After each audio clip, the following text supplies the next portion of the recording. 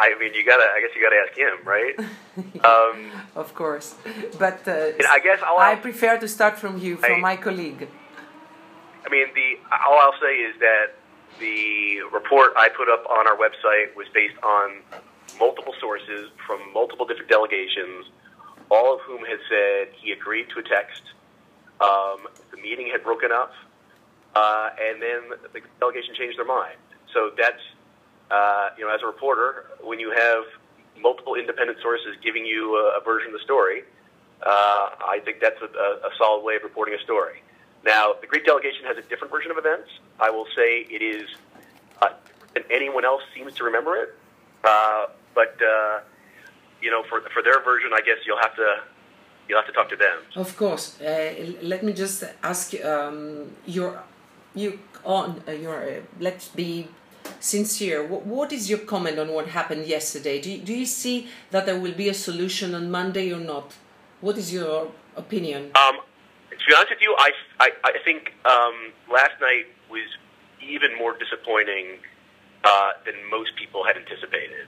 I think the very low expectations that people had going into the meeting was that at least they will agree some sort of time frame or roadmap, or call what you will, to start discussions about a new program. But they couldn't even agree on that.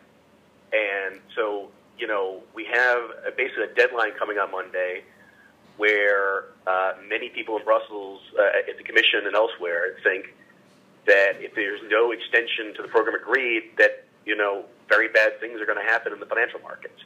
Now, that's not a universal belief amongst the Troika. There are other Troika institutions who are not quite as worried. But, I don't think there's a chance of a deal now by Monday. I think the government has made very clear they don't want an extension.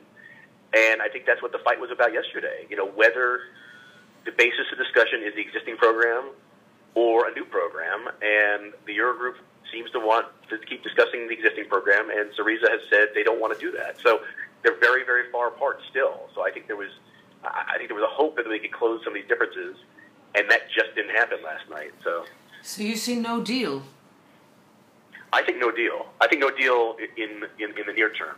Now, if you talk about sort of the medium term, March or April or something like that, I mean, to be honest with you, I don't think the two sides are that far apart. I mean, I think what we've heard is the Germans and others are willing to change some of the budget targets, to give Tsipras some room to breathe, to spend a little bit more money on social programs, that kind of thing.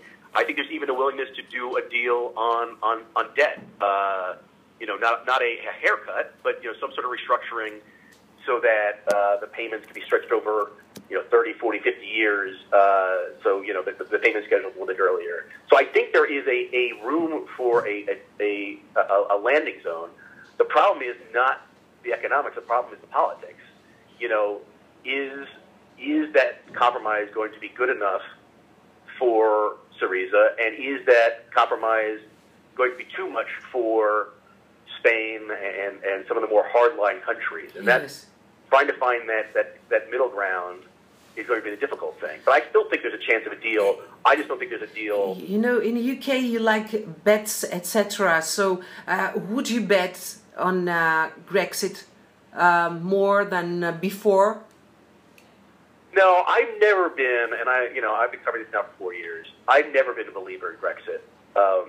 I think both sides, when you sit down and you run the numbers, realize it's bad for Greece and bad for the Eurozone. It just is in no one's interest.